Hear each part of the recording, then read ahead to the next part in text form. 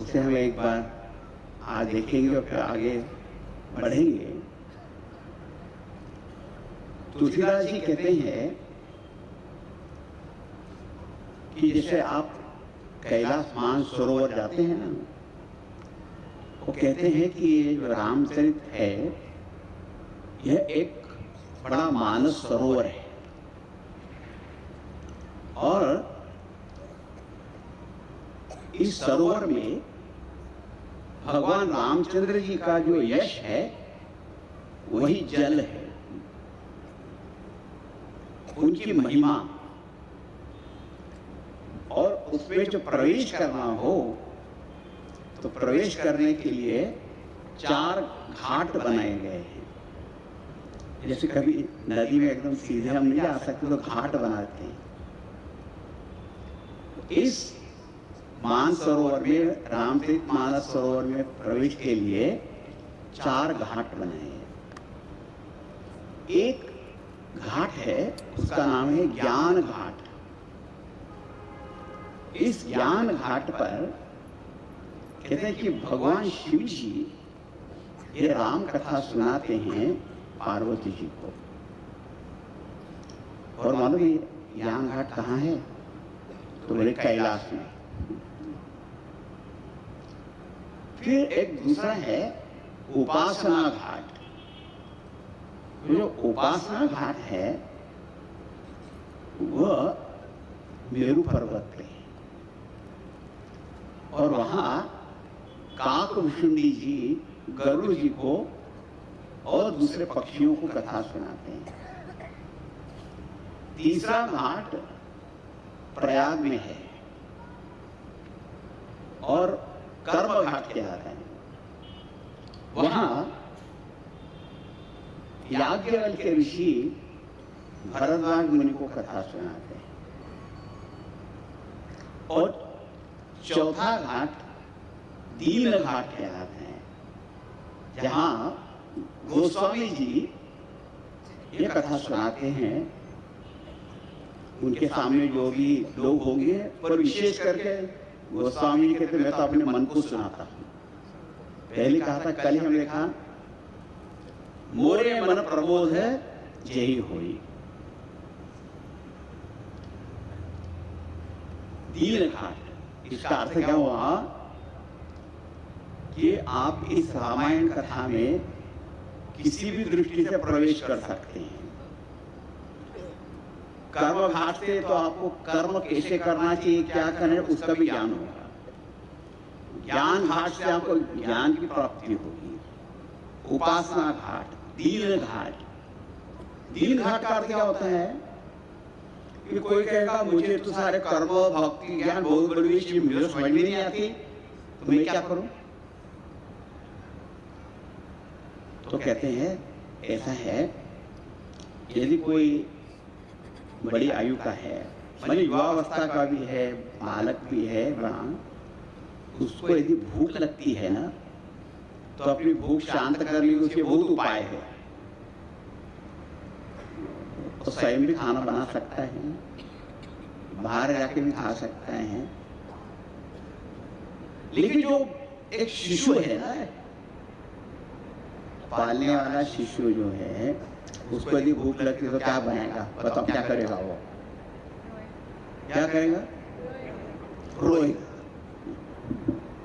रोएगा क्योंकि वह दीन है, वो असहाय है। उस समय उसकी माँ आकर उसको खिलाएगी या जो भी कुछ पिलाएगी, तब तो ठीक रहेगा। इसका अर्थ ये हुआ कि रामायण में ऐसे भी लोग प्रवेश कर सकते हैं। वो कहेंगे मुझे बहुत ज्यादा ज्ञान नहीं है, बहुत कर्म करने की शक्ति नहीं, कुछ नहीं, तो कहेंगे आप भगवान को पुकारो तो सही। वो तो कर सकते हो कि हाँ, भगवान को यदि याद करोगे, पुकारोगे, तो आपकी सहायता के लिए भगवान दौड़ के आ जाएंगे। 3 घाट के बाद अच्छा एक बात और क्या सुनने को मिली कि शिव पार्वती ये तो देवता कोटि के हैं, भरद्वाज याज्ञवल्क्य ऋषि हैं, काकभूषुंडी तो पक्षी हैं, और दूसरे सारे साधु समाज भी है, सब लोग। इसका अर्थ क्या हुआ? ये राम कथा सब जगह प्रिय है। ऋषि मुनि हो उनको भी प्रिय है, देवताओं को भी प्रिय है, सब लोगों को प्रिय है। ऐसी यह कथा है। राम यश है, आप उसमें स्नान करके अपने को पवित्र कर सकते हैं, और उसकी गहराई में जाएंगे तो बड़े बड़े रत्न आपके हाथ में आने वाले हैं। अच्छा, अब आगे बढ़ते हैं इस राम कथा में। देखिए, प्रकृति को यदि आप देखोगे तो प्रकृति में, सृष्टि में विविधता, अनेकता, विचित्रता ये सब देखने को मिलती है। इसको शास्त्र की भाषा में कहते हैं कि यहाँ पे सात्विक अच्छे स्वभाव के भी लोग हैं, दैवी स्वभाव कहते हैं, कोई बिल्कुल आसुरी वृत्ति कहते हैं, और एक मानवीय गुणों से भी संपन्न होते हैं। तो एक बात समझने की ये है कि जब कभी भी हम पुराणों में राक्षस, असुर ऐसे नाम सुनते हैं ना, तो कोई भयानक लोग ऐसे हम हमेशा चरित्र सोचते रहते हैं। लेकिन ऐसे अर्थ मत लगाना, वो भी सुंदर थे, फिर वो भयंकर भयंकर ऐसा मत समझना, क्योंकि ये आसुरी राक्षसी एक वृत्ति होती है।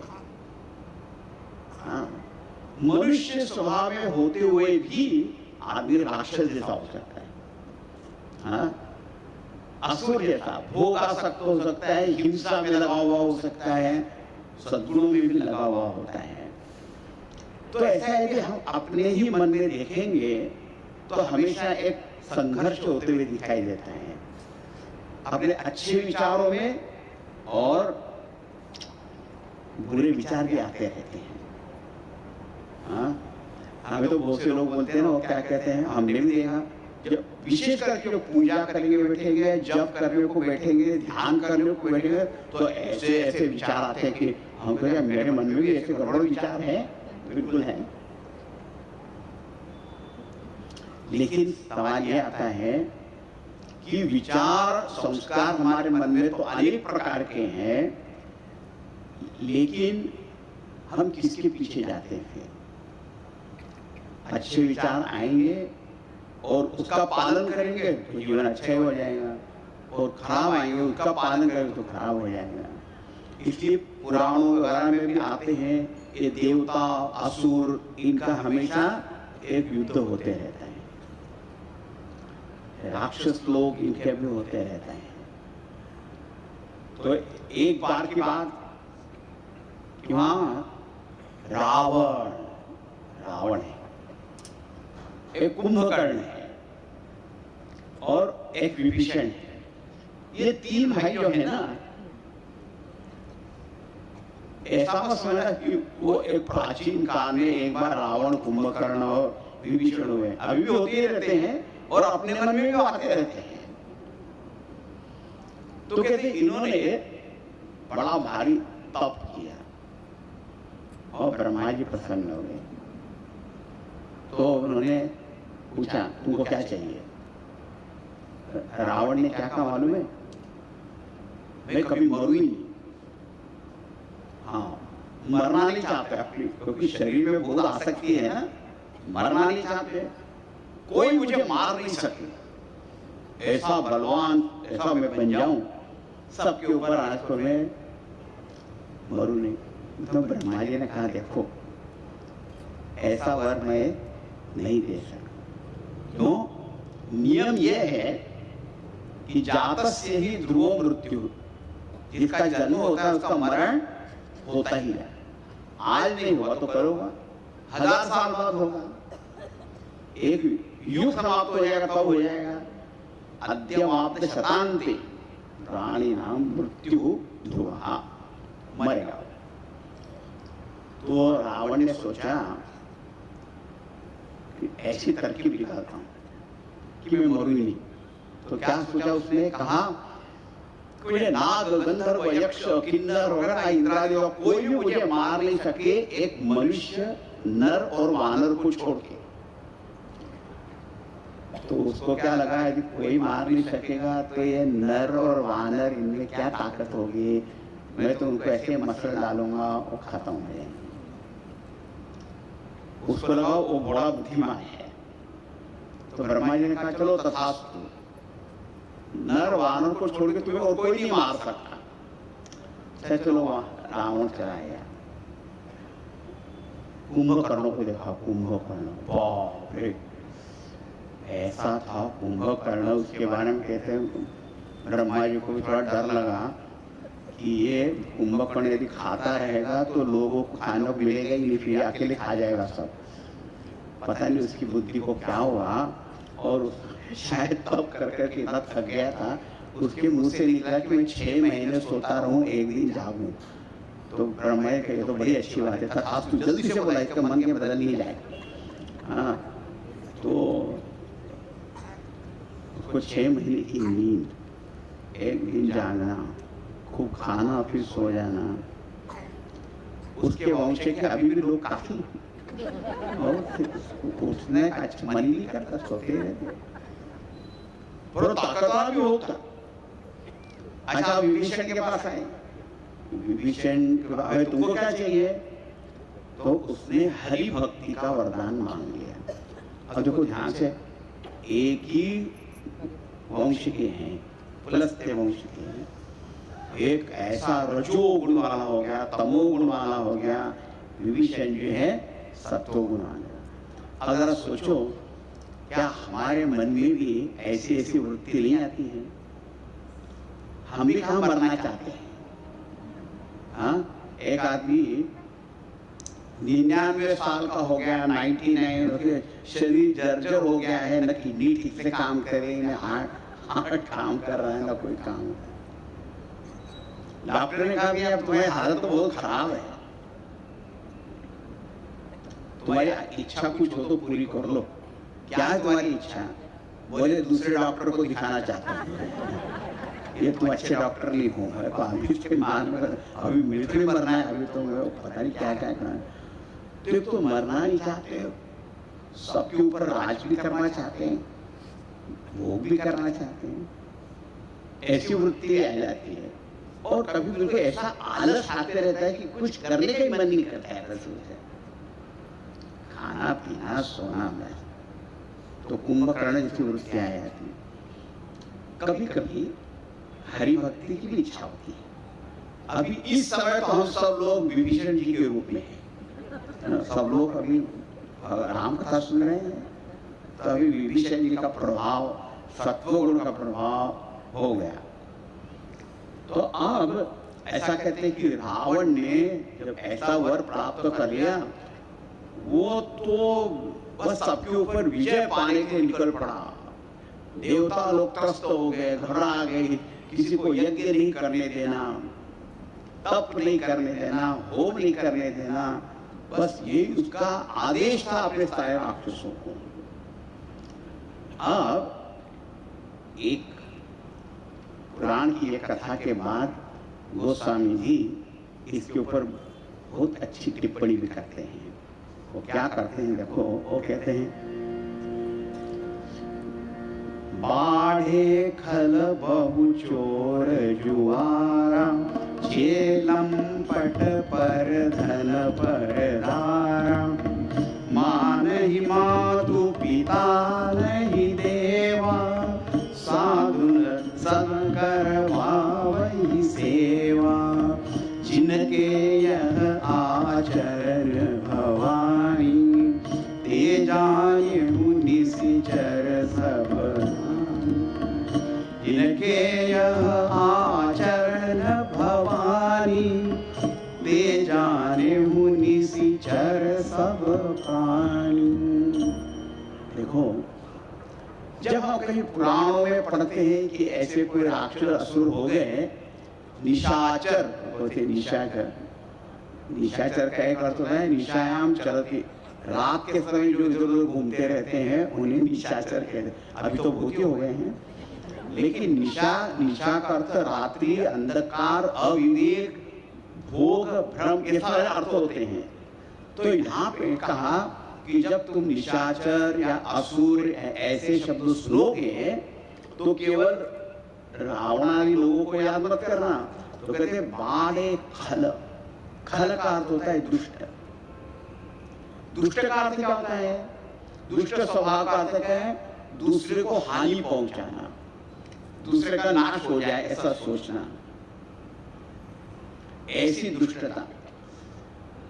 एक विचित्र दुष्टता का मैंने दृष्टांत पढ़ा।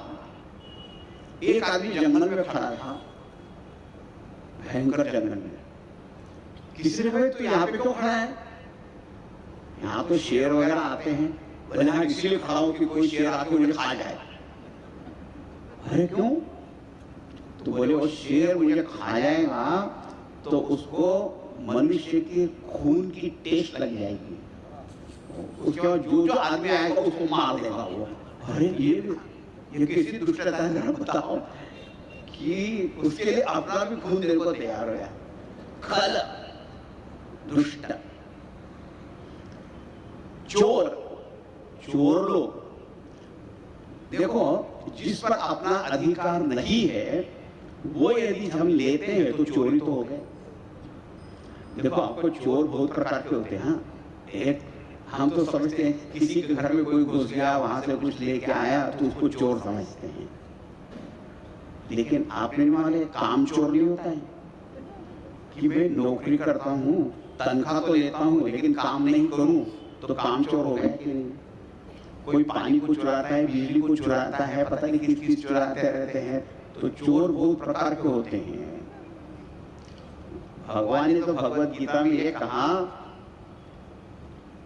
कि केवल अपने अपने लिए ही जो कुछ भोग करता रहता है, दूसरों से लेता है लेकिन कभी देता नहीं है, तो वो भी चोर ही है। जुआ खेलना, सट्टा खेलना, ये लंपट परधन परदारा, जो दूसरे के पैसे के ऊपर अपनी नजर रखता है कि इसको मैं कैसे हड़प लूं, या दूसरे की पत्नी के ऊपर भी कुदृष्टि रखता है, ये सब असुरों के लक्षण हैं। मां नहीं, मां तो पिता नहीं, न माता को न पिता को न भगवान को वो मानता है। साधु सब करवाए सेवा, और साधुओं से, संतों हो, साधु हो या अच्छे लोग, उनसे सेवा कराता है। अब उनकी सेवा करने के बजाय उनसे सेवा कराता है। जिनके यह आचरण भवानी, ते जाने हूं निशिचर सब प्राणी। शिव जी पार्वती जिसे कहते हैं कि देखो ऐसा आचरण जिनका है वे सब निशाचर है, सब असुर है, राक्षस है। अब इसे मैं क्या बताऊं? तब फिर क्या हुआ? जब ये रावण के समय जब ऐसी स्थिति होने लगी कि धर्म की हानि होने लगी, अधर्म बढ़ता चला गया, तो फिर कहते हैं कि पृथ्वी माता जो है, देखो हम जो पृथ्वी देखते हैं लेकिन इसकी एक देवी है, वो पृथ्वी देवी कहते हैं, पृथ्वी माता कहते हैं। वो पृथ्वी माता व्याकुल हो गई, वो देवी व्याकुल हो गई, और उन्होंने गाय का रूप ले लिया। और गाय का रूप लेके वो गई, किनके पास गई? हाँ, ऋषियों के पास, मुनियों के पास और देवताओं के पास। और वहां जाकर वो कहने लगी, अपना दुख सुनाया। तो वे सब लोग केवल हम चलो ब्रह्मा जी के पास चलते हैं, सृष्टिकर्ता ब्रह्मा जी। जब ब्रह्मा जी के पास गए तो ब्रह्मा जी ने भी सुना। तब उन्होंने कहा कि अनंत करोड़ों ब्रह्मांडों के जो स्वामी हैं, सर्वज्ञ सर्वशक्तिमान ऐसे परमात्मा जो है, ब्रह्मा जी कहते हैं एक सृष्टि का बनाने वाला हूं। अनंत कोटि ब्रह्मांडों के जो स्वामी हैं उनके पास में हम अब चलते हैं। उनसे प्रार्थना हम करेंगे।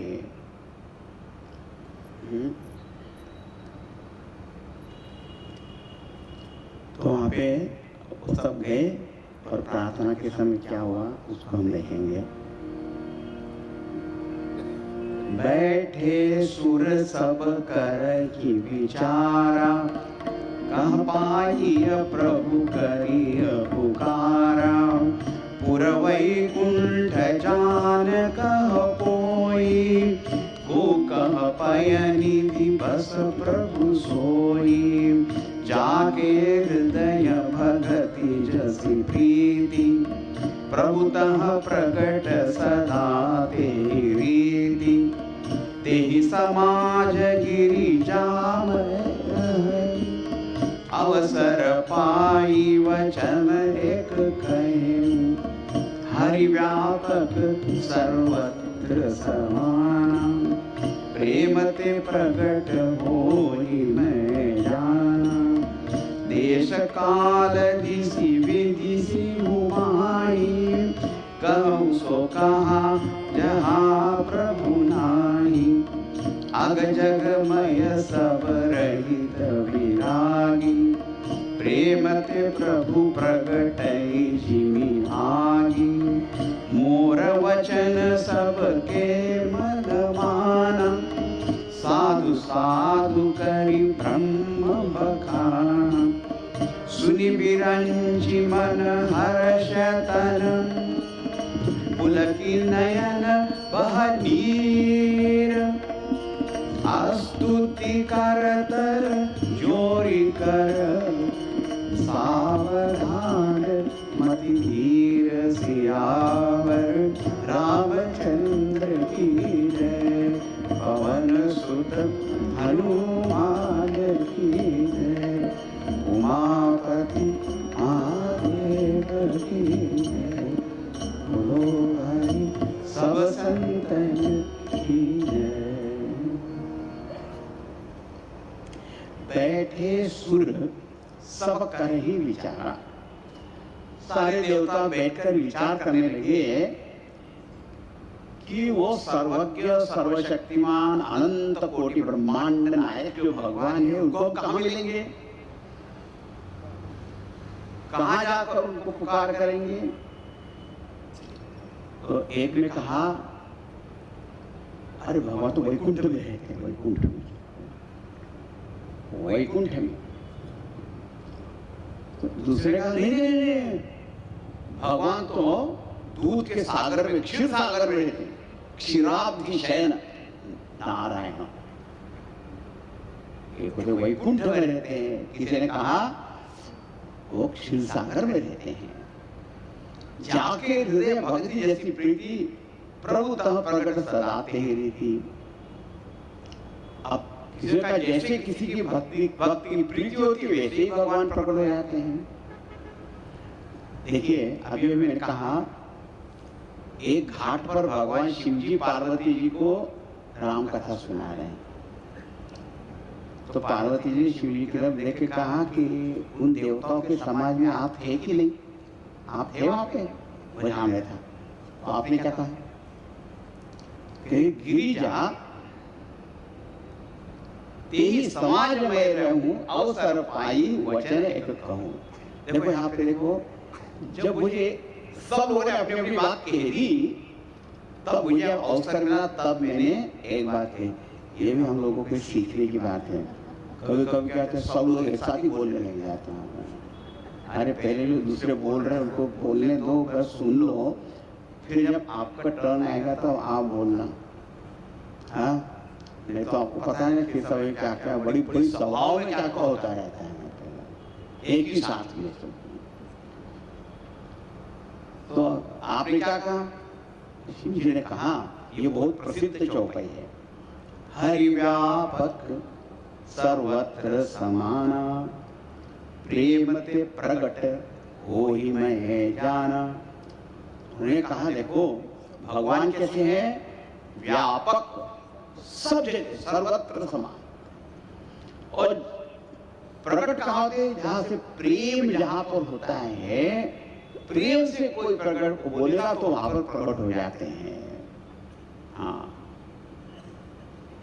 सबसे ऊंची प्रेम सगाई, प्रेम सबसे बड़ी चीज। बोले कैसे? देश काल इसी विधि से माही, कहूं सो कहा जहां प्रभु नहीं। लोग पूछते हैं भगवान कहाँ है? बोले मैं कहता हूं कि वो कहाँ नहीं है, ये बताओ आप। अब किसी ने कहा ये तो सर्वत्र हमको तो दिखाई नहीं देते। एक बात सुन लो, एक कोई जगह हो लेकिन किसी के पास देखने की आंख ही नहीं है तो उसको दिखाई देगा क्या? देखो सूर्य प्रकाश स्वरूप है और उसका प्रकाश भी सब जगह फैला हुआ है। भले ही सूर्य आकाश में ऐसे दिखाई दे, लेकिन उसका प्रकाश तो सब जगह है। लेकिन यदि किसी बात दृष्टि ही नहीं हो तो उसको दिखाई देगा क्या? नहीं दिखाएगा। अच्छा एक बात और भी है, किसी के पास आंखें भी हैं लेकिन उसे यदि ये मालूम नहीं हो कि ये सूर्य है और इस सूर्य का ये सब प्रकाश है, यदि ये मालूम नहीं हो तो तब वो कहेगा सूर्य कहाँ है। ज्ञान की दृष्टि चाहिए। कहा कैसे है? अग जग मय सब रहित विरागी, प्रेम ते प्रभु प्रगट जीवी आगी। बोले देखो एक आप बहुत बड़ी लकड़ी लो, हाँ, उस पूरी लकड़ी में आग है या नहीं है? अग्नि है कि नहीं है? तो बोले है तो सही। दिखती है वो? बोले नहीं दिखती है। अग्नि तो हाथ को जला देगी, लेकिन वो लकड़ी सिर्फ हाथ लगाओगे तो कुछ भी होता है। लेकिन वहीं पर वह अग्नि है, वो प्रकट कैसे होती है? तो बोले घर्षण से, है ना, प्रकट हो जाता है। आप रोज तो माचिस का तो उपयोग करते ही है, वो तीली में तो प्रकट हो गई। तो जैसे अग्नि अव्यक्त रूप से उस लकड़ी में सब जगह होते हुए भी वहां पर ऐसी दिखाई नहीं दे रही है। या ऐसा दूसरा भी दृष्टांत देते हैं ना, जैसे दूध है, दूध में मक्खन है या नहीं है? बोले है, दिखाई नहीं दे रहा है? बोले नहीं दिखा है। लेकिन उसकी जो क्रिया जो है ना, प्रक्रिया जो जानता है तो उसी दूध से मक्खन आता है। इसी प्रकार कहते हैं कि जिसके हृदय में प्रेम आ जाता है और प्रेम से भगवान को बुलाएगा, वहीं पर भगवान प्रकट हो जाते हैं। और प्रहलाद जी की कथा में आता है, वो हिरण्यकशिपु के जगह खम्भे में क्यों नहीं दिखाई देते? बोले है, उसे भी है। और खम्भे में से तो प्रकट हो गए कि नहीं भगवान फिर? हाँ, ऐसा है। प्रहलाद जी के प्रेम के कारण वहां पर प्रकट हो गए। वहां उस समय मोरा वचन सबके मन माना और साधु साधु कई ब्रह्म बखाना। और ये वचन मेरा सबको बड़ा अच्छा लगा। तो इसका अर्थ क्या हुआ? अरे कहीं इधर उधर ढूंढने की जरूरत नहीं है, यहीं पे बैठो और यहीं पर आप मन लगाकर भगवान की प्रार्थना करो, तो यहीं पर आपको उनका दर्शन वचन सब कुछ सुनने को मिल जाएगा।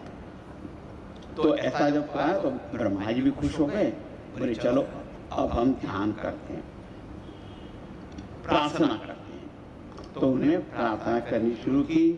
ये है बालकांड में दोहा नंबर 185 185। यदि किसी के पास किताब हो और आप देखना चाहते हो तो आप देखना। और यह स्तुति है बड़ी अच्छी। जय जय सुरनायक जन सुखदायक प्रणत पाल भगवंता वो द्विजहितकारी जय असुरारी सिंधु सुता प्रियकंता पादन सुरधरणी अद्भुत करनी मर्मन जानई होय जो सहज कृपाला दीन दयाला करहु अनुग्रह सोई। जय जय अविनाशी सब घटवासी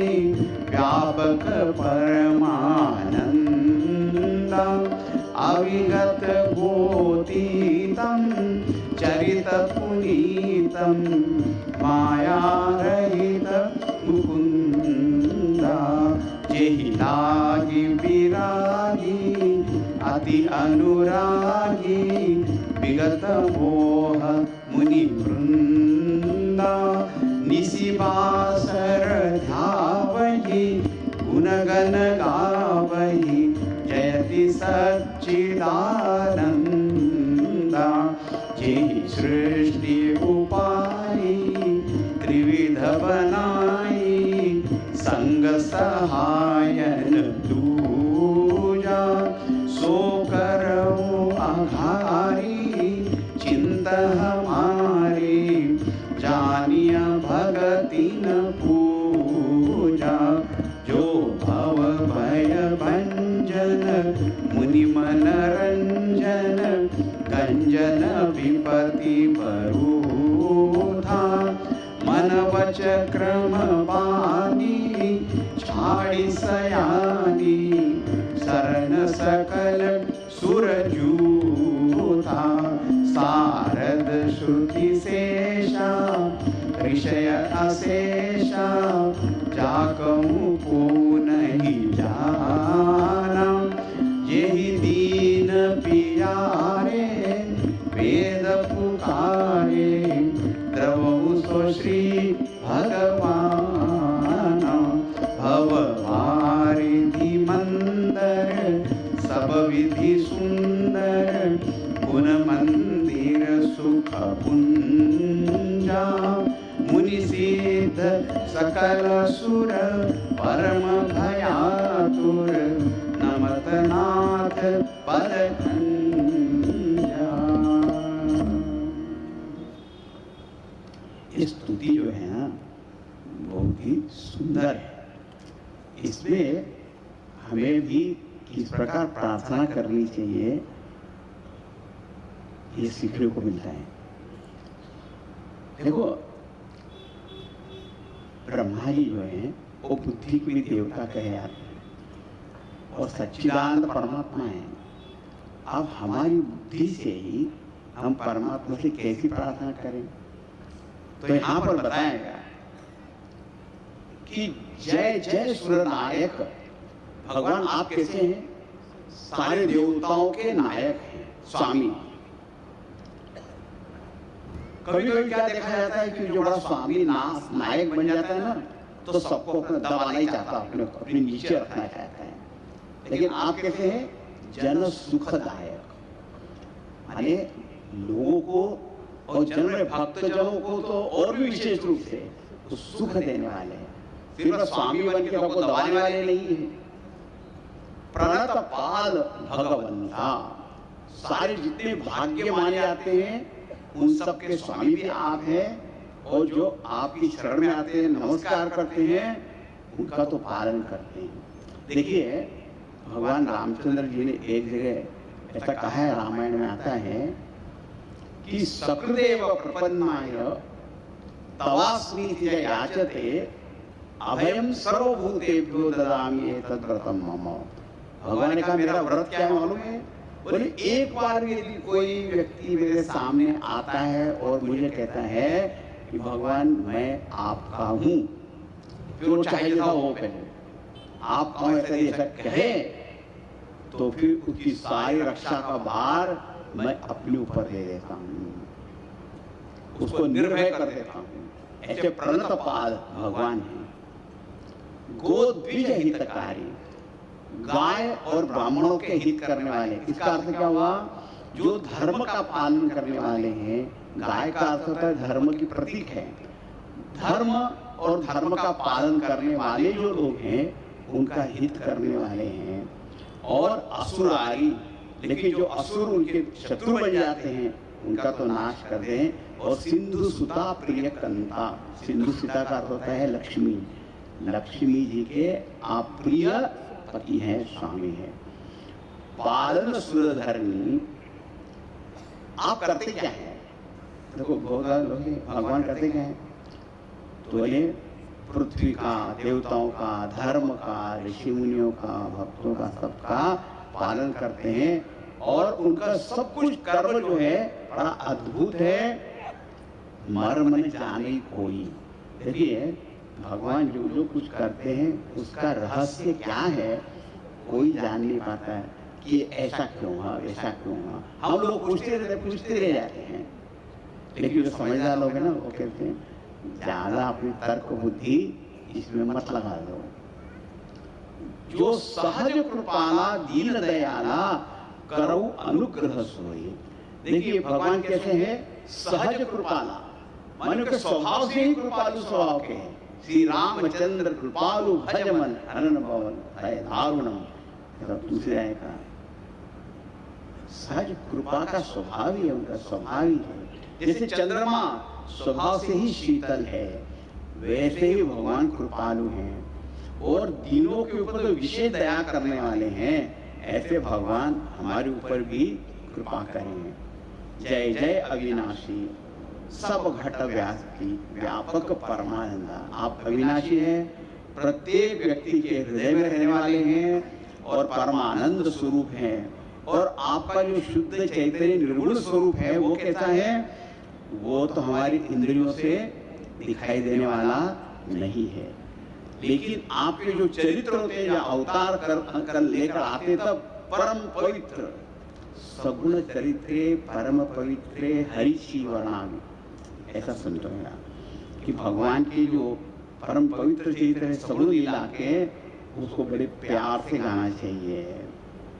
और भगवान सब माया के परे हैं और उनकी प्राप्ति के लिए बड़े बड़े ऋषि मुनि तो हैं ही, लेकिन राजा महाराज सम्राट चक्रवर्ती वो भी सब कुछ छोड़कर और केवल आपको पाने के लिए भी प्रयत्न करने लग जाते हैं। ऐसे ऐसे कि निशी बासर जावे, रात दिन आपका ध्यान करते रहते हैं। और भगवान आपकी विशेषता क्या है कि आप सृष्टि तो करते हैं लेकिन संग सहाय न दूजा। देखो हमें छोटी सी भी चीज करनी होती तो कितने वस्तुओं की, पदार्थों की, साधनों की, व्यक्तियों की जरूरत पड़ती है, तब कुछ हम आप कुछ बना पाते हैं। लेकिन ये सारी सृष्टि जो बन गई, भगवान को किसी की भी आवश्यकता नहीं होती उसमें। संग सहाय न दूजा, किसी और की आवश्यकता, स्वयं ही बनाने सब कुछ समर्थ हैं। सो करो अघारी चिंता हमारी, जानिए भगति न पूजा। तो इसे भगवान आप हमारी चिंता तो आप ही कर सकते हैं। देखिए आपको एक बात बताएं, जीव में और भगवान में क्या फर्क है? अरे जीव और भगवान में आप फर्क पूछते हो तो दुनिया भर का फर्क है। लेकिन क्या क्या फर्क है आपको एक कुछ बात बताएं। एक फर्क तो ये है, ये जो जीव है ना, हम सब जीव तो हैं, एक जीव जो है ना बड़े होशियार है अपने लिए संकट और समस्या उत्पन्न करने में। They are very good at creating trouble for themselves। नहीं है, बड़ी समस्या में हूं, वो समस्या खुद ने उत्पन्न की हुई है। तो हम सब लोग समस्या उत्पन्न करने में तो बहुत चतुर हैं, लेकिन उसको हल करना आता नहीं है। हाँ, दुख कष्ट में तो आ जाते हैं, लेकिन उसको दूर करने की शक्ति नहीं है। और भगवान कैसे मालूम है, वो सारे दुख कष्ट समस्या को दूर कर सकते हैं, लेकिन उनको कोई समस्या ही नहीं है, नो प्रॉब्लम। तो फिर अब क्या करना चाहिए? ये जीव क्या कहता है, भगवान आपके पास शक्ति है लेकिन प्रॉब्लम नहीं है, हमारे पास प्रॉब्लम बहुत है, शक्ति नहीं है। तो एक काम करो, या तो अपनी शक्ति हमें दे दो, है नहीं, तो हम अपनी समस्या को दूर करें, या फिर हमारी समस्या अपनी समस्या समझ लो। हाँ, तो भी काम बन जाएगा। इसको कहा था, यही तो बात है। सो करो अघारी चिंता हमारी, आप ही हमारी चिंता आप कर ले लो ना। एक बात, दूसरी बात क्या है कि जीव के मन में इच्छाएं बहुत होती है। हाँ, दुनिया भर की इच्छाएं होती है, लेकिन पूरी करने की शक्ति है क्या? नहीं है। भगवान के पास सब इच्छा पूर्ण करने की शक्ति है, तो उनको कुछ इच्छा ही नहीं है। तो फिर जीव क्या कहता है, भगवान मेरे पास मेरी तो बहुत इच्छा है, या तो अपनी थोड़ी शक्ति दे दो या मेरी इच्छा को अपनी इच्छा समझ लो और उसको पूरी कर दो। अच्छा, एक बात और बताओ, उसको इंग्लिश में बताएंगे तो ज्यादा अच्छा होगा। भगवान कैसे मानेंगे? He gives and he forgives। भगवान देते भी हैं और फिर क्षमा भी कर देते हैं हमें। He gives and forgives। वो जीव क्या करता है? Gets and forgets। पहले तो बड़े बड़े प्रार्थना करके दे दो, जो मिल जाने के बाद में भूल जाता वहां पर। हाँ, ऐसा है मनुष्य का स्वभाव, कृतज्ञता का। Gets and forgets and भगवान gives and forgives।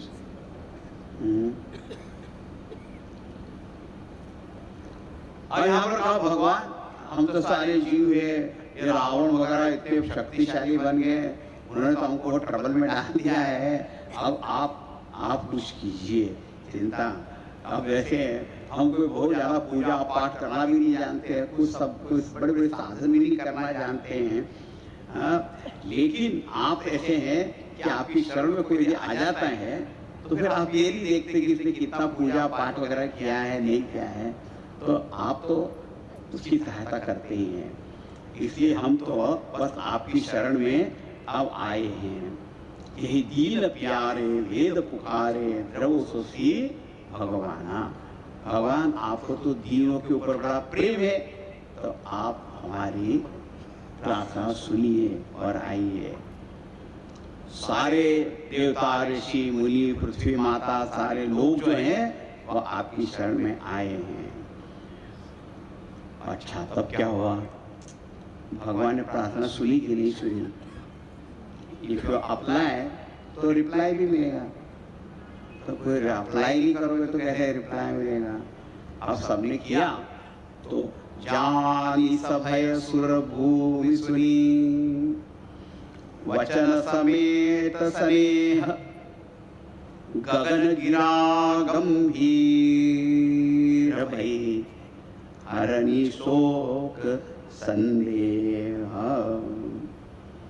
जब भगवान ने देखा कि ये सारे जीव अभी इस समय बड़े दुखी भी हो गए हैं, भयभीत भी हो गए हैं, तो भगवान को तो दया तो आई गई, करुणाशील तो है ही। और वहां पे एक आकाशवाणी हुई, एकदम भगवान किसी रूप में प्रकट नहीं हुए। आकाशवाणी कैसी हुई? जान जनी डर पहु मुनि सिद्ध सुरेशा, जनी डर पहु मुनि सिद्ध सुरेशा, तुम ही लागी धरिहु नर वेशा, अंसन सहित मनुज अवतारा, लहु दिनकर वंश उदारा। भगवान सबसे पहले कहा जनी डर पहू, डरो मत, डरो मत, डोंट बी अफ्रेड। ऐसा इंग्लिश में भी कहा, हिंदी में भी कहा, संस्कृत में कहा, माँ भाई डरो मत, डरो मत। अच्छा, हे मुनियों सिद्ध सुरेशा, आप बिल्कुल डरो मत।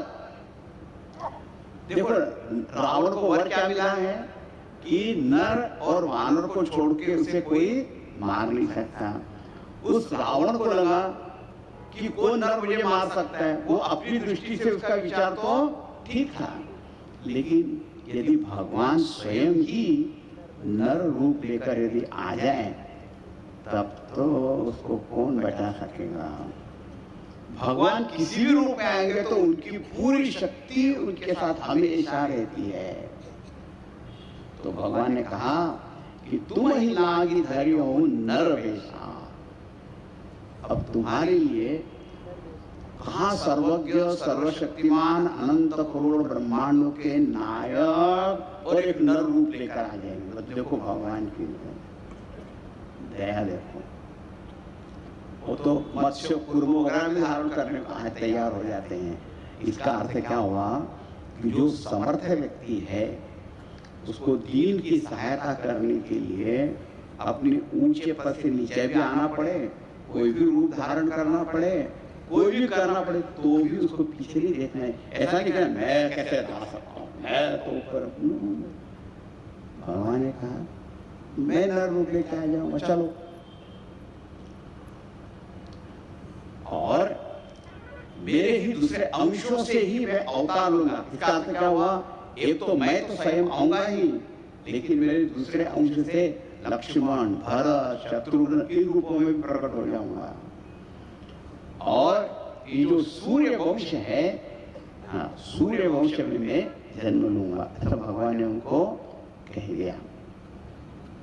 कल ही मैंने आपको स्वयंभू राजा और शत्रुरूपा की कथा सुनाई थी ना, और उन्होंने बहुत बड़ा तप किया था। वही दशरथ, स्वयंभू दशरथ जी बन गए थे। और उसी प्रकार शत्रुरूपा जी जो है वो क्या बन गए थी, कौशल्या जी बन गए, वही उस रूप में आ गए थे। तो भगवान ने कहा उन्होंने भी बड़ा तप वगैरह किया हुआ है, तो अब मैं आऊंगा और मेरी जो परम आदि शक्ति है वो भी अवतार लेंगी, वो सीता जी के रूप में आ जाएंगी। हाँ, ऐसा वहां पर उन्होंने कहा।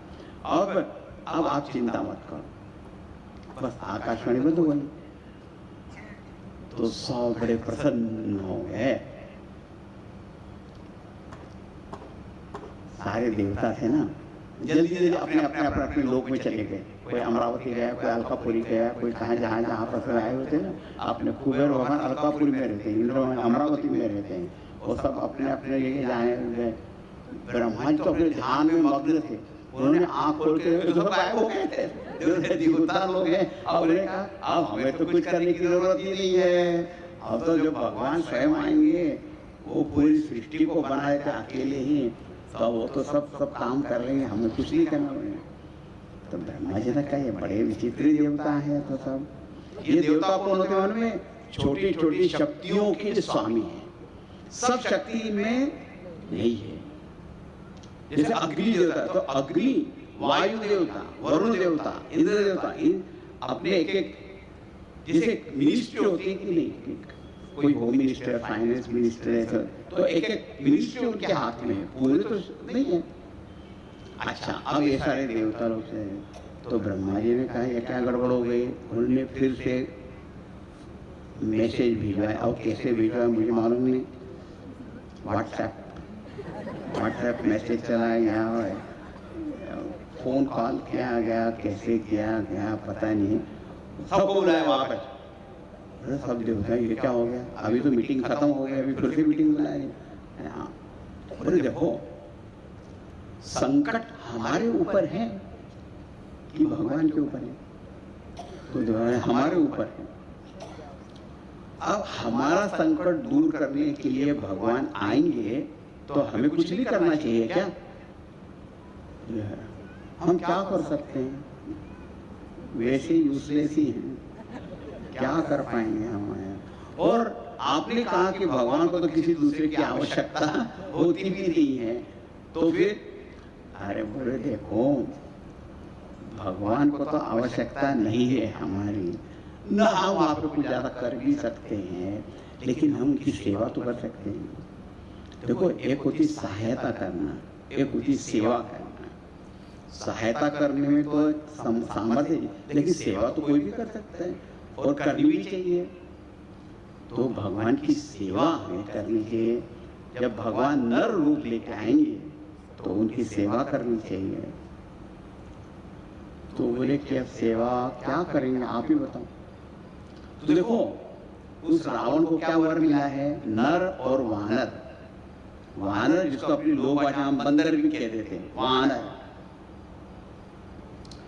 तो भगवान नर रूप लेके आ रहे हैं तो हमें वानर बन जाना चाहिए। हाँ। इसका अर्थ ये नहीं कि वो इंद्र भगवान ने वानर रूप ले लिया, ऐसा नहीं। सारे देवताओं ने अपने अपने तेज से अनेक वानरों को वहां पे पैदा किया, उनमें भी तो ताकत होती है ना। तो ऐसा कहते हैं इंद्र भगवान के तेज से बाली का जन्म हुआ, सूर्य भगवान के तेज से सुग्रीव का जन्म हुआ, और वायु देवता के तेज से पवन पुत्र हनुमान जी अवतार हुआ। इस प्रकार से नल, नील, अंगद, हनुमान, ये सब ये देवताओं के अंश थे सब। तो सब जन्म लेकर हजारों करोड़ों वहां पे वानर हो गए, और वो किष्किंधा में जाकर रहने लगे और प्रतीक्षा करने लगे, जब भगवान आएंगे हम उनकी सेवा करेंगे। तो सेवा के लिए तो सब लोग तैयार हो गए, तो सेवा के लिए। अच्छा, अब ये सब कुछ हो गया, तो फिर आप कहोगे कि राम कथा कब शुरू होने वाली है? हाँ, तो अभी तो मैंने आपको यहाँ तक तो आपको सुनाया। अब चलो चलते हैं, कहाँ चलते हैं? अयोध्या चलते हैं। तो अभी वहाँ पे चलने की जरूरत है।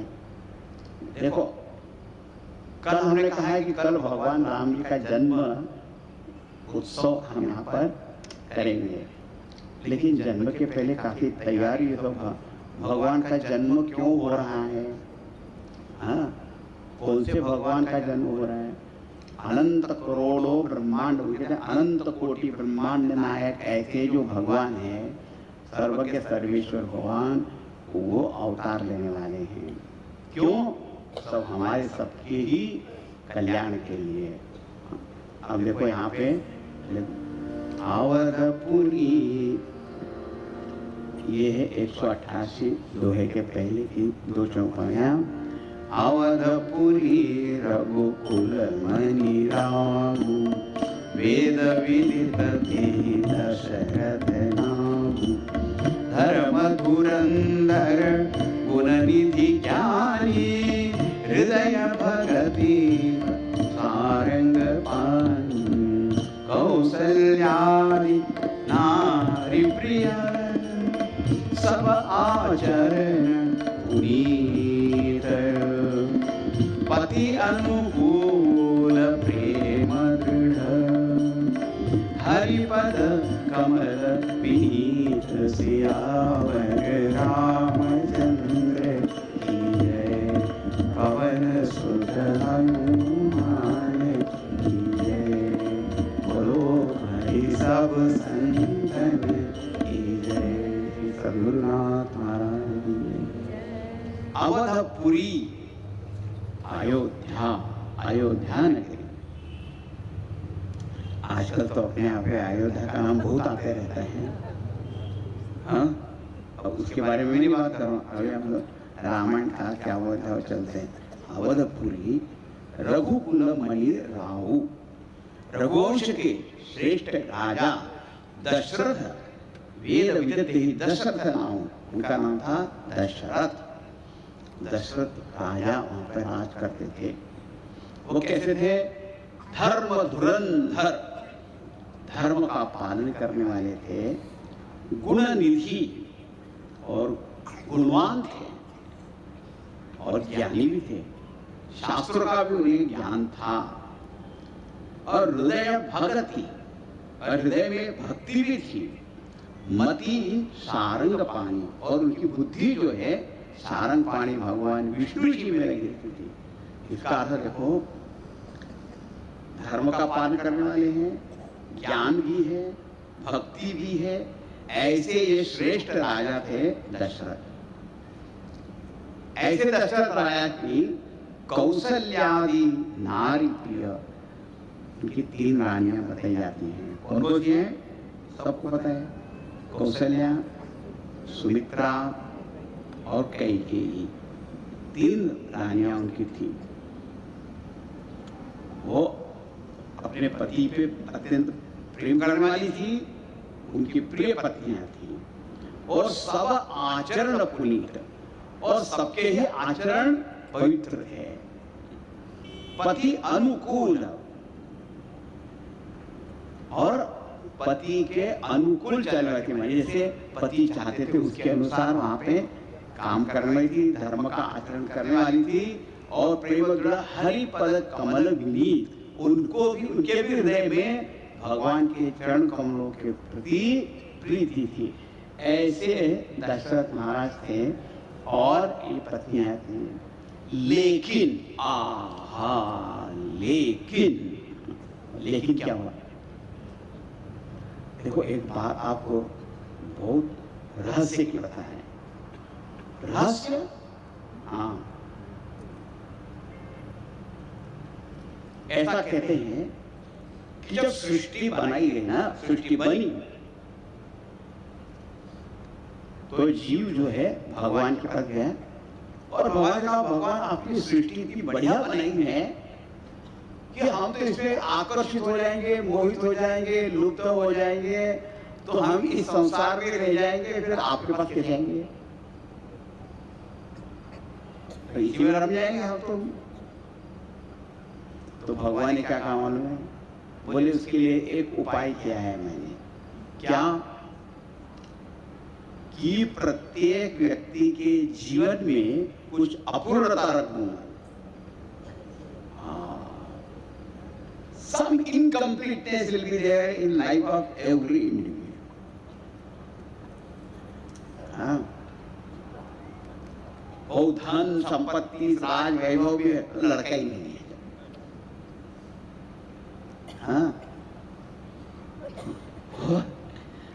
और लड़के बच्चे तो हैं तो पैसे ही नहीं है। समझ रामदास स्वामी ने कहा, लेकुरे उदंड गहाली तब ते लक्ष्मी होने गई। इतने सारे बच्चे तो हो गए तो लक्ष्मी चली गई, तो फिर अरे ये क्या हो गया, अब इनको कैसे संभालना? लक्ष्मी है तो पुत्र पौत्र नहीं है, पुत्र है तो वो नहीं है। सब के देखो, हम जब एक दूसरे से मिलते हैं ना, तो हम सब एक दूसरे पूछे ना, पूछ रहे हैं हाउ आर यू, आप कैसे हैं? हाँ ठीक है। आप 2 मिनट ज्यादा बैठ के बात करोगे तब पता लगेगा कि कोई ज्यादा ठीक हुई कुछ नहीं है वहाँ पे।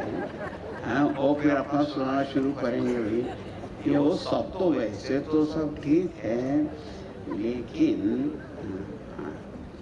क्या, ये नहीं है, वो नहीं है, वो अब ये जो रहस्य की बात बता रहा हूं वो ये है, जब हमारे जीवन में किसी चीज की कमी है, उस कमी को भगवान के द्वारा पूर्ण करना चाहिए। मैंने भगवान ही उसको पूर्ण करेंगे ये समझना चाहिए। भगवान अपने जीवन में आ जाने चाहिए तो पूर्णता आ जाएगी। अब कोई समझेगा मेरे पास धन नहीं है, तो हम क्या सोचते हैं, मेरे पास पैसा आ जाएगा तो सब ठीक हो जाएगा। तो पैसे की कमी को आप पैसे से ही पूरा करना चाहते हैं। अरे पैसा आ भी जाएगा तो वे आपकी जो कमी है, खालीपन है, वो जाने वाला नहीं है। किसी का पुत्र नहीं है, वो सोचता पुत्र हो जाएगा तो सब काम हो जाएगा, बोले ऐसा भी नहीं है। इसलिए क्या है, भगवान आपने कोई चीज कमी छोड़ दी है, हमें तो आप चाहिए। तो वो हमारी जो न्यूनता है, कमी है, वो भगवान से ही उसको पूर्ण करना चाहिए, क्योंकि भगवान ही पूर्ण है। वो पूर्ण परमात्मा अपने जीवन में आनी चाहिए। अब क्या हुआ, राजा है, 3 रानियां भी हैं, लेकिन पुत्र नहीं है। तो फिर कहने लगे, क्या कहा उन्होंने, क्या सोचा? देखो, एक बात होती है कि आदमी अपनी ही बुद्धि के अनुसार प्रयत्न करते रहता है, लेकिन फिर भी सफल नहीं हुआ। फिर उनको समझ में आया कि मुझे अपने गुरु के पास जाकर पूछना चाहिए, गुरु से ज्ञान पाना चाहिए कि मैं क्या करूं, अब सब कुछ तो है। तो वो गुरु के पास गए और क्या कहा, एक बार भूपति मन माही, है गलानी मोरे सुख नाही, गुरु गृह गयो तुरत मही पाना, चरण लागी करी विनय विसारा। सुख सब गुर ही सुनाय, कहीं वशिष्ठ बहुविधि समुझाय, धर्म धीर होई हरि सुतचारी, त्रिभुवन विदित भगत भयहारी। एक बार क्या हुआ कि राजा के मन में अत्यंत दुख हुआ कि सब कुछ तो है लेकिन मेरे कोई पुत्र ही नहीं है, और इसके आगे राज भी कैसे चलेगा, मेरा वंश कैसे चलेगा। तो जब तो उनके मन में आया कि देखो एक शादी होगी, दूसरी शादी होगी, तीसरी शादी होगी, फिर भी कुछ नहीं, पुत्र ही नहीं हो रहा है। अब मुझे गुरु के पास जाके पूछना चाहिए। गुरु गृह गयऊ तुरंत वहीं पाना, और उस समय वे अपने गुरु वशिष्ठ जी के पास गए। वशिष्ठ जी के पास देखो इसका तात्पर्य क्या हुआ, जब हमारे जीवन में कोई कमी है, दुख है, कष्ट है, और अपने प्रयत्नों से हमें कुछ समझ में नहीं आ रहा है कि हमें क्या करना चाहिए, तो अपने गुरु के पास जाना चाहिए। अब कोई कहेगा मेरे तो कोई गुरु ही नहीं है, ऐसा भी कोई कह सकता है, तो मैं क्या करूं। तो ऐसे अपने से श्रेष्ठ लोग होंगे, बुद्धिमान, गुणवान, जो हमारा हित चाहने वाले हैं, ऐसे के पास जाके उनसे पूछना चाहिए। जैसे जब हम बीमार होते हैं तो हम डॉक्टर के पास जाके तो पूछते कि हमको मकान बनाना है, हम आर्किटेक्ट के पास जाएंगे, कोई कानूनी बात में फिर लॉयर के पास जाएंगे, अपने धर्म के विषय में या अपनी इस संदेह में रहे तो किसके पास जाओगे आप। तो ऐसे श्रेष्ठ के पास जाकर पता करो। चरण लागी करे विनय विसाना, और वे भक्त गुरु वशिष्ठ के पास गए, उनको प्रणाम किया, नम्रता प्रार्थना की, और अपना दुख सुख सब कुछ बताया, और कहा गुरुदेव आपकी कृपा से अब तक हमें सब प्रकार का वैभव प्राप्त हुआ है, लेकिन अभी ये पुत्र ने तो आगे मुझे बड़ी चिंता हो रही है, अब क्या करूं मैं। तब उनके गुरु ने कहा आप धीरज रखो, धीरज पहली बात, ज्यादा चिंता मत करो, तुम्हारे भाग्य में तो बहुत बड़ी चीज है। क्या बात है, तुम्हारे एक नहीं 4 पुत्र हो जाएंगे, 4। ओ 4। वशिष्ठ ऋषि त्रिकालज्ञ थे, उनका आगे की भी चीज सब देख सकते थे। उन्होंने कहा तुम्हारे 4 पुत्र होंगे, त्रिभुवन विदित, त्रिभुवन में तीनों लोक में वो ज्ञात रहेंगे, और भक्तों का भय दूर करने वाले होंगे। देखो यानी इससे सीधा सीधा संकेत था कि भगवान ही स्वयं तुम्हारे पुत्र बन के आएंगे, क्योंकि त्रिभुवन में जिनका नाम हो, भक्तों का भय हरण करने वाले हो, ऐसे तो भगवान ही हो सकते हैं, वो आएंगे। बोले महाराज कैसे, कब। तो बोले देखो उसके लिए तुमको कुछ प्रयत्न करना चाहिए। तो क्या करना चाहिए, जब हमारे लौकिक उपाय जो है वो काम नहीं करते हैं, तो जो वेदों में बताया गया है जिसमें भगवत आराधना की जाती है, बोले भगवत आराधना करने से भगवान की कृपा से ये चीज प्राप्त होगी। इसलिए आप एक यज्ञ करो। यज्ञ शब्द का अर्थ ही होता है पूजा, पूजा करनी है आपको, भगवान की पूजा करनी है, और उस यज्ञ का नाम है पुत्रेष्टि। पुत्रेष्टि माने पुत्र को प्राप्त करने की इच्छा से एक विशिष्ट प्रकार का वेदों में बताया गया जो यज्ञ है वो आप करो। तो फिर तो उन्होंने कहा वशिष्ठ जी से कहा महाराज फिर आप तैयारी करो, आप कीजिए उसको। तो देखिए वशिष्ठ जी की महानता क्या है, बोले मैं कर तो सकता हूं, लेकिन इस काम को करने के लिए और भी एक श्रेष्ठ ऋषि है, ऋष्यशृंग उनका नाम है, आप उनको आमंत्रण दीजिए, उनको बुलाइए। देखिए यदि आप वाल्मीकि रामायण पढ़ेंगे ना तो उसमें तो पूरे ऋष्यशृंग कथा बड़े विस्तार से और बताई हुई है, लेकिन यहाँ पे अब लगता है कि तुलसीदास जी को बड़ी जल्दी हो रही थी कि राम जी जल्दी आ जाए।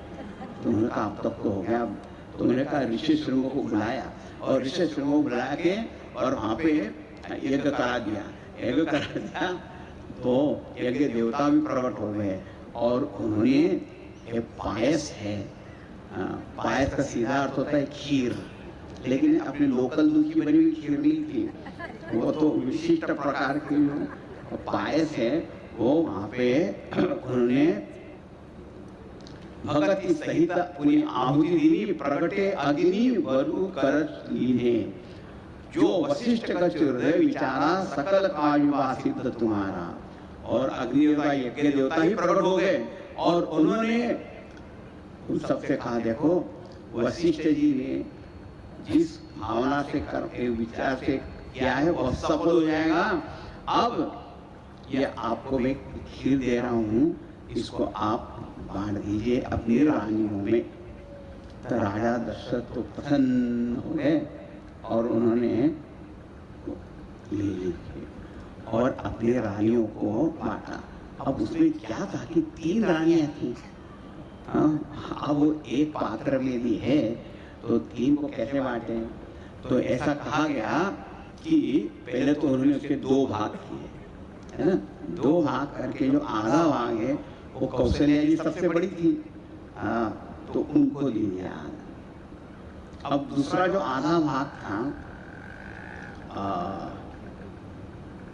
उसके विपरीत भाग के लिए और उन्होंने एक भाग कैकेयी को दे दिया।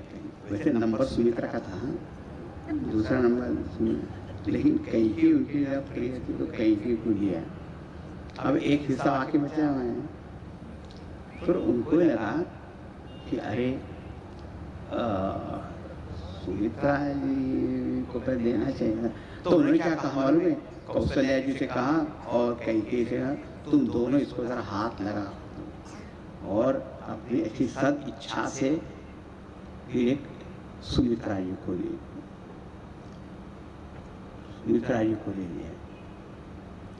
अब देखो इसमें हुआ क्या, क्या आपको सबको पता है, कौशल्या जी के रामचंद्र जी हुए और कैकेयी के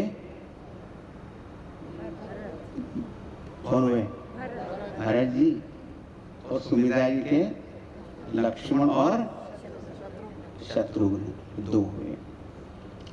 अच्छा, कहीं कहीं पर किसी रामायण में ऐसा भी मिल जाएगा आपको कि भरत और शत्रुघ्न ये 2 भाई थे और सुमित्रा जी के कोई लक्ष्मण, ऐसा भी कहीं के आता है।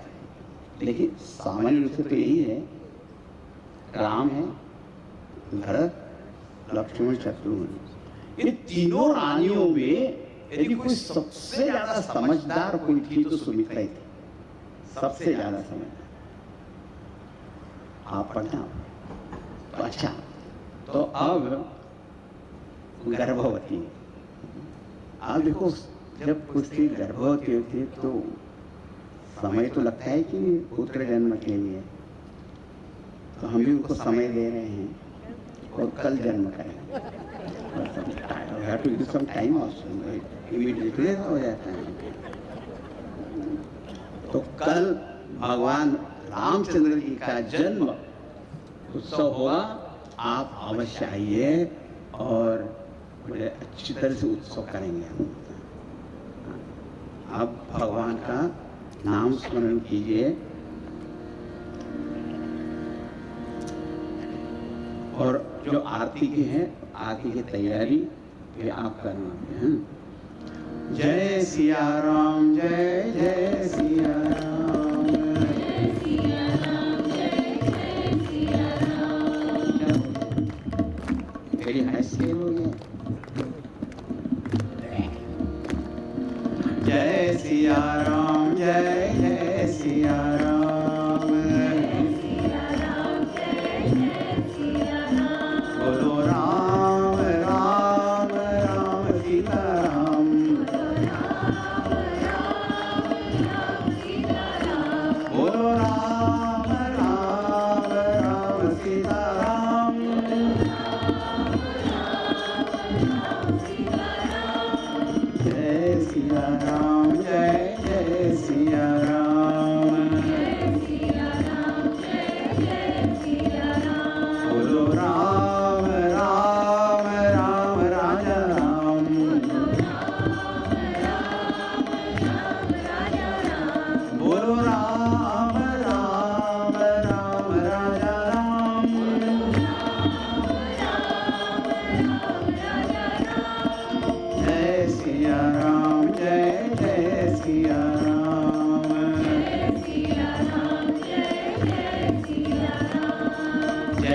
सिया राम, जय जय सिया राम, जय जय Siya Ram,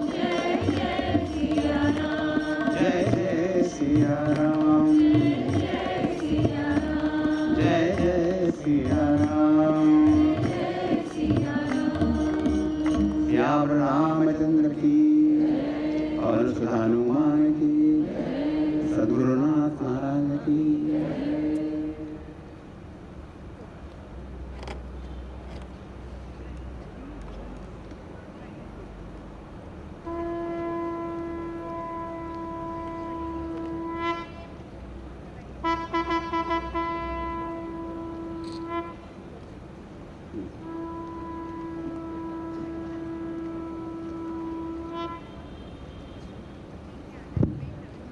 Mic is not on. Mic is not on.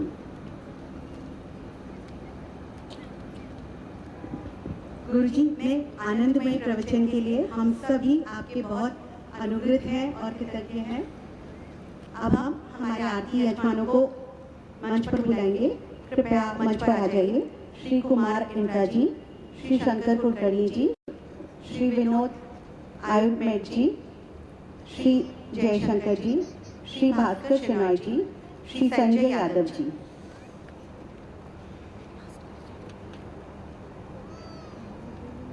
साथ ही आज के लिए हमारे साथ यहाँ पर हमारे खास अतिथि हैं श्रीमती फर्शीबाई भगत जी, कॉर्पोरेटर जो हैं, उनको भी हम आमंत्रित करेंगे मंच पर आने के लिए। और श्री नरेंद्र पटेल जी जो हमारे एमएलए हैं और हमारे साथ इतनी देर से थे, आपको भी आमंत्रित करेंगे। आप आरती के लिए मंच पर आ जाइए।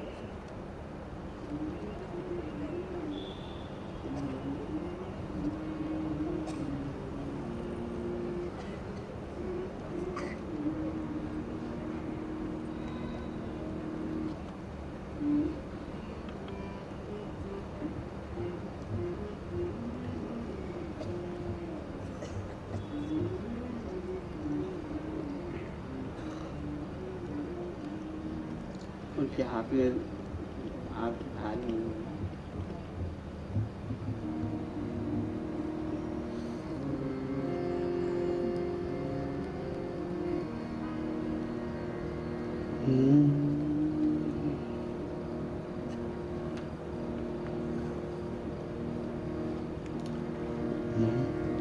आरती श्री रामायण जी की, कीर्ति कलित ललित सिय पीके, गावत ब्रह्मादिक मुनि नारद, बाल्मीक विज्ञान विशारद, सुख सनकादि शेष अरु शारद, परिपव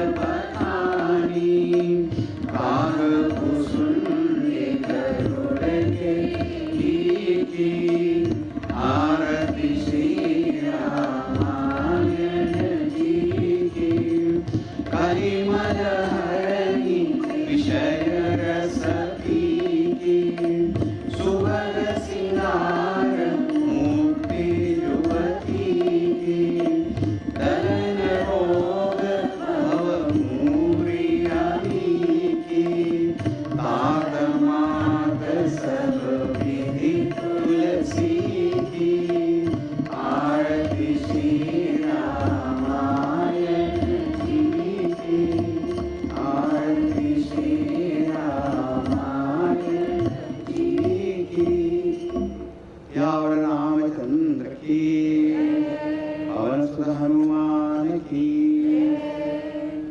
बोलो भाई सब संतन की, सद्गुरुनाथ महाराज की। ओम पूर्णमदः पूर्णमिदं पूर्णात् पूर्णमुदच्यते पूर्णस्य पूर्णमादाय पूर्णमेवावशिष्यते।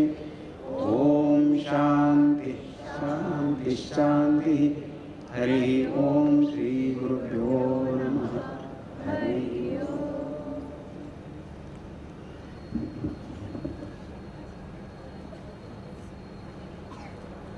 सारे यात्री यजमानों से विनती है कि आप नीचे आकर स्वामी वेदानंद जी से अपना प्रसाद भेंट ग्रहण करें।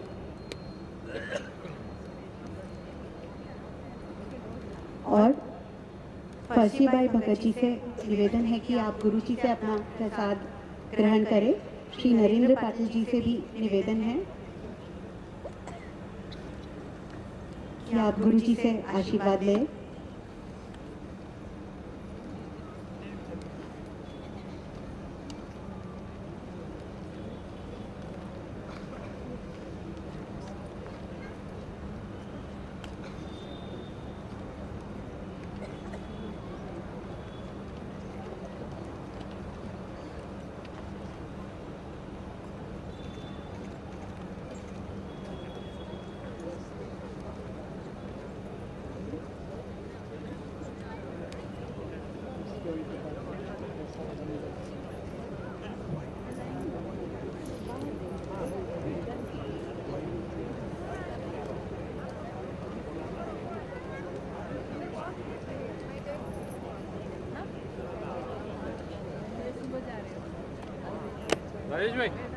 श्री कुमार जी, श्री शंकर कुलकर्णी जी,